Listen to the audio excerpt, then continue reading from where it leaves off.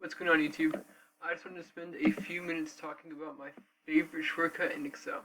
And this allows you to kind of get a basic idea of what you're looking at and save a whole bunch of time. So here is kind of an overview of it. I'm going to break it down in a second, but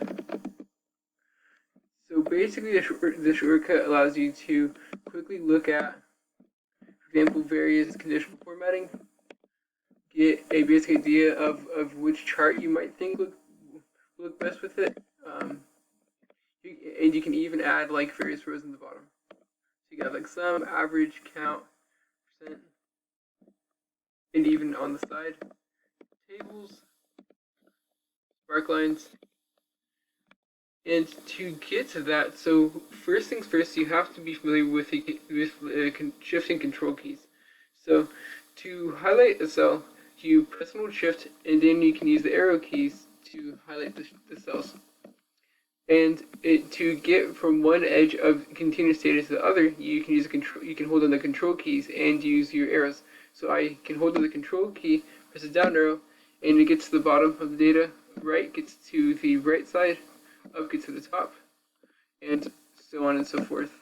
And remember, it's only for continuous data. So like I can use control, hold down the control key, press the down arrow, and it'll only get to that data. Press it again to get to that one, for example.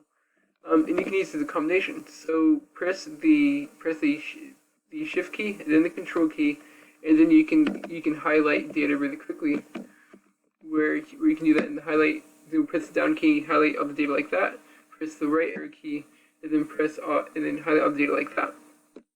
And then after that, you can let go of all the keys because it will stay highlighted. Then you can just press the control key, and it will allow you to do this. And it's a tool that I found really useful because if I'm like, for example, not sure which chart I'd want to use, I can just get a basic idea of what the data would look like in different charts. And even with like conditional formatting, for example, I can say I want to highlight every cell that's greater than, I don't know, 25, and it can go ahead and do that. I hope that this was helpful, if at all. Please like, subscribe, comment, let me know if this was of any use, and have a good day.